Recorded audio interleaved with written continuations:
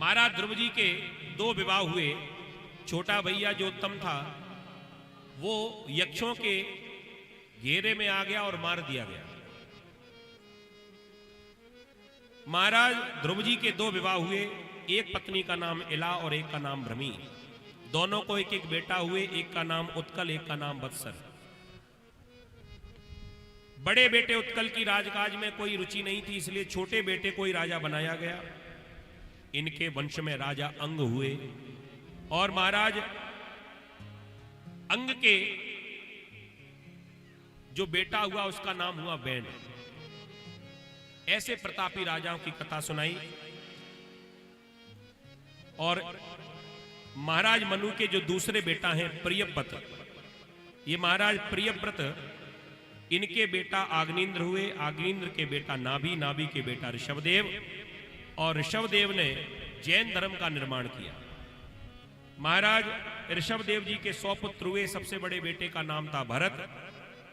और महाराज भरत ने राजपाट त्याग कर जंगल में तपस्या करने का निर्णय किया, लेकिन जंगल में मृग के साथ ऐसा मोह फंसा दिया, आखिरी समय मरते मरते मृग का ध्यान रहा, इसलिए इनकी मृत्यु बिगड़ गई। अंते मति यासा गति, और महाराज भरत को अगले जन्म में मृग ही बनना पड़ा। लेकिन भजन का प्रभाव यह था कि पिछले जन्म की सारी बातें याद थी, तो अगले जन्म में मृग की योनि मिली, फिर भी भगवान का भजन करते रहे और आखिरी समय प्रभु का नाम याद करते करते अपने प्राणों को छोड़ा। सो अगले जन्म में तीसरी बार इनको ब्राह्मण के घर में जन्म मिल गया और इनका नाम रखा गया भरत। लेकिन ये सब लोग गांव वाले इनको जड़ भरत कहने लगे। जड़ भरत क्यों कहते हैं? क्योंकि जड़ का अर्थ होता है पागल। भरत जी महाराज किसी से बात नहीं करते, इसलिए नाम हो गया जड़ भरत। बोली जड़ भरत जी महाराज की।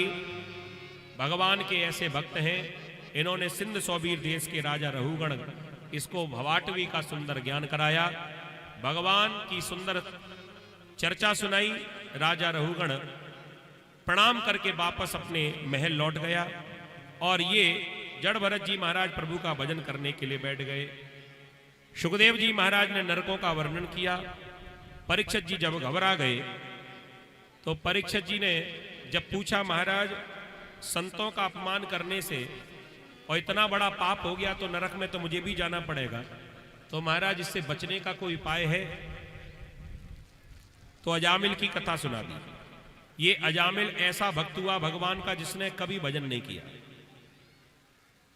इसने अपने पुत्र का नाम रख दिया नारायण संतों के कहने से, और आखिरी समय जब प्राण निकला तो अपने बेटे का ही नाम मुंह से निकल गया, बेटा नारायण मुझे बचाओ।